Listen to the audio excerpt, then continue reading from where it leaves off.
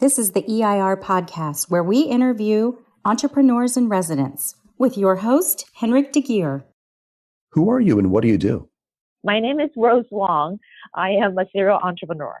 I actually started out as a technologist and programmer and transitioned my career into business and have launched 4 businesses and exit from 2 of them and building 2 new ones right now. So it's been fast and furious for me.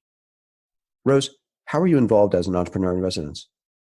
I am an entrepreneur in residence at George Washington University. They actually call it mentor in residence. I think it's for the reason of being less intimidating to student entrepreneurs at GW. I've been doing this since September of last year.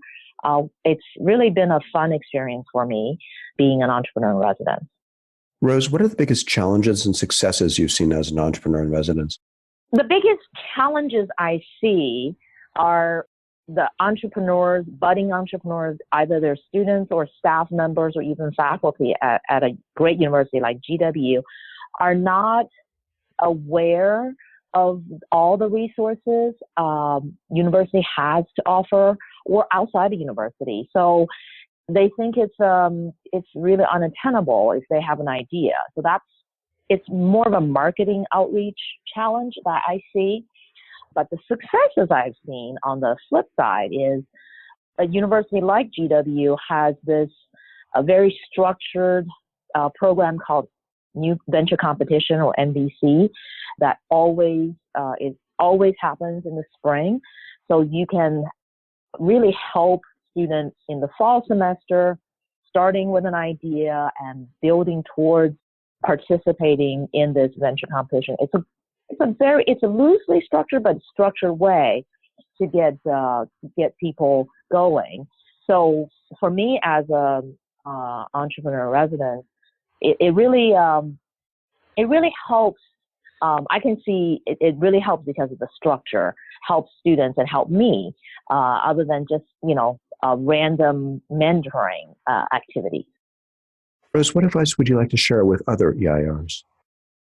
I think we do this, all of us who are EIRs, because we're passionate about seeing other budding entrepreneurs' success.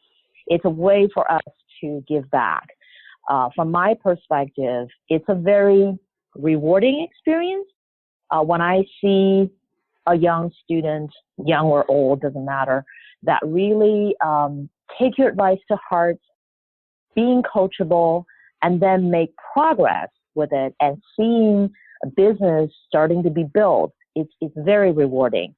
I think the hard part of being a volunteer, if you will, or entrepreneur residence at a university is, you don't feel as plugged in to all the regular programming, the classes and the programs.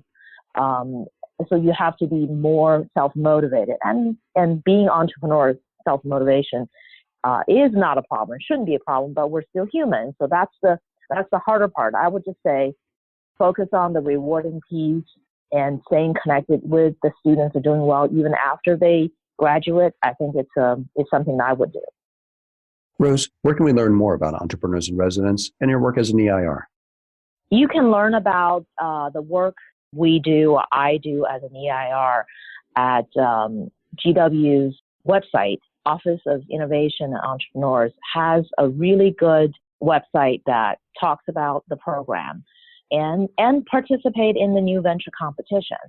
And in general, I think there's more and more of this movement of entrepreneurs in residence, not just associated with the university, but also Founders Institute, Founders Corps, programs like that outside of university are also very helpful.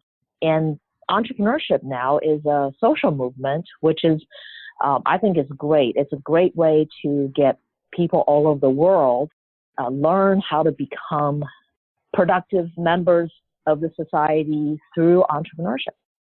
For more about this, visit EIRpodcast.com. Don't forget to please subscribe, rate, and review.